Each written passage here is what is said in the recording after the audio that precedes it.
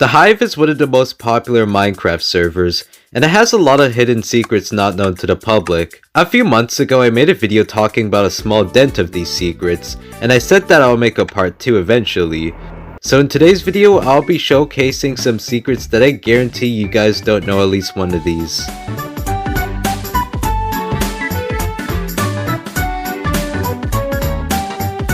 On the Death Run map Metropolis, there's actually 2 unused areas that you can't see without going in replay. Yeah, you can't even see while spectating.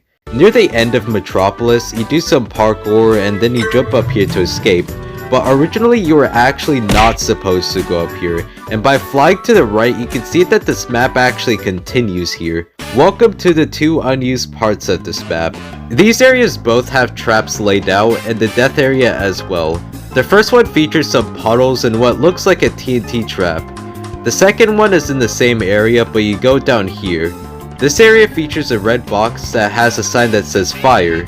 Next there's a TNT trap and some parkour where the death can remove the red blocks. And next there's a poison trap, and that's it for all the traps.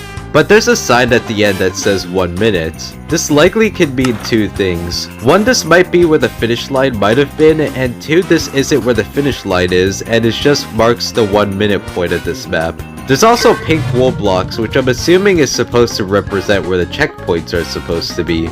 I'm not exactly sure why they ended the map here, but I'm guessing they wanted you to come out of here eventually.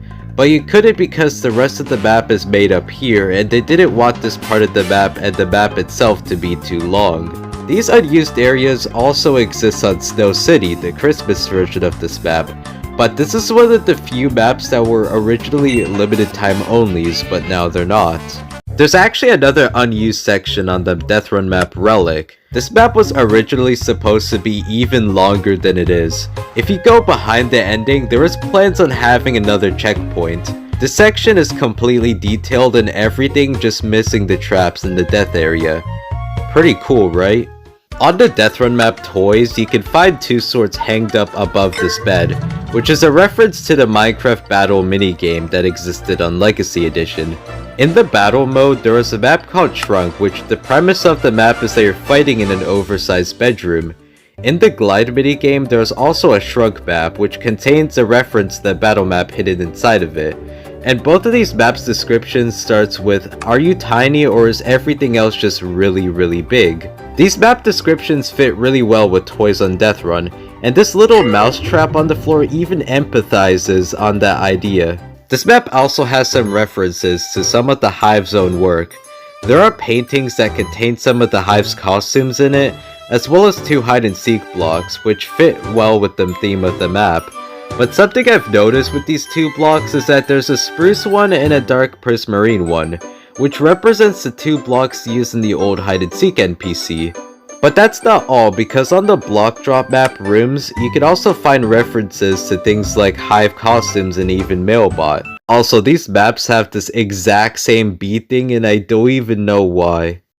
But speaking of references, did you know that the old Treasure Wars NPC was inspired off of Pork Rind, the shopkeeper in Cuphead? This was changed with the biggest Treasure Wars update in November of 2021, with a more updated design that's 100% original and fits in with the Hive's art style. The April 2020 Questmaster costume is Isabelle from Animal Crossing, and most of the Hive costumes are literally taken from Fortnite. But since again, they've been making their own costumes. Well, I mean, unless you ignore the 5 different axolotl costumes, and if you ignore how there's literally an endolotl costume, hat, pet, and a mount. Like, what are they gonna do next? Like a blue axolotl with a crown on it? Alright, so unless you've been living under a rock, you know that SG4 has a lot of secrets. You've likely seen this hidden parkour that exists under these bushes or in the basement of this house that has lava at the bottom, or the secret parkour that you can get into by breaking these leaves, which is a fun little thing to do if the last people are hiding. I'm sorry, I can't. I mean, look at Hive, they're even encouraging you to complete this parkour. Like, just look at that little smiley face. Something that won't make you smile, however, is the reward you get. because you literally get no reward whatsoever. You've also likely seen this hidden bunker below these leaves, but you probably don't know that there's actually a sign here. Now I thought this was some sort of code relating to the next survival games update, and the only survival games update, but I was completely wrong.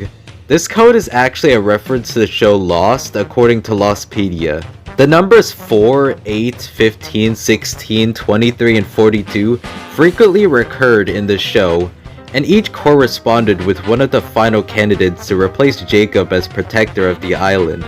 These numbers also formed the coefficients in an equation that predicted mankind's extinction, whatever that means. Trouble in Mineville. Wait, no, not that trouble in this trouble of Mineville. Trouble in Mineville is a game that has been seen on the Java server of Hive, and to keep this brief, it's basically a murder mystery but more complicated, and this is what the NPC was going to look like. One thing that's definitely different from murder mystery on the Hive is traitor testers.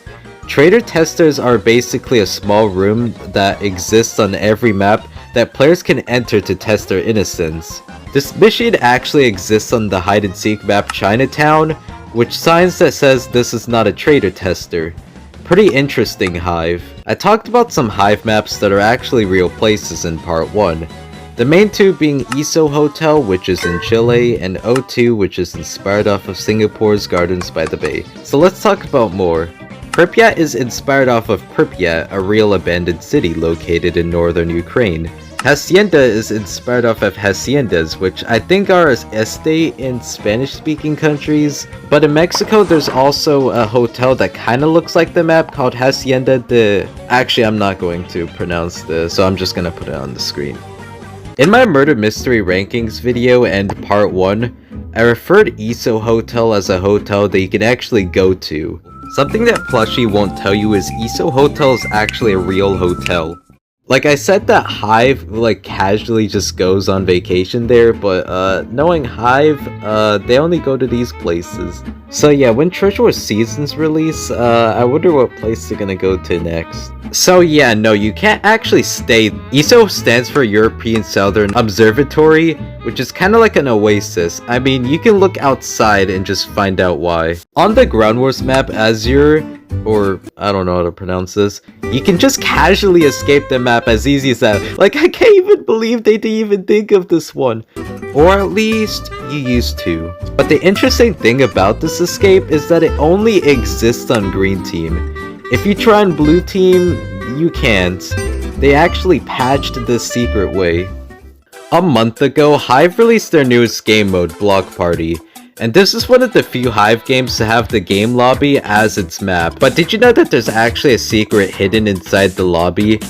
Behind the podiums, there's a secret room with ducks. It says ducks in Minecraft equals. This is likely one of Dr. Zuck's experiments, and speaking of Zuck, did you know that he was actually teased before Block Party released? In one of the Hive's newsletters, there's a pair of goggles which tease Dr. Zook's goggles, and in the arcade portal before Block Party, you can see a music disc come out of the arcade portal, which is interesting, because maybe this could secretly indicate new Hive games, but most of them are projectiles from Ground Wars. But something that isn't a secret is how Just Build is one of the most popular games on Hive.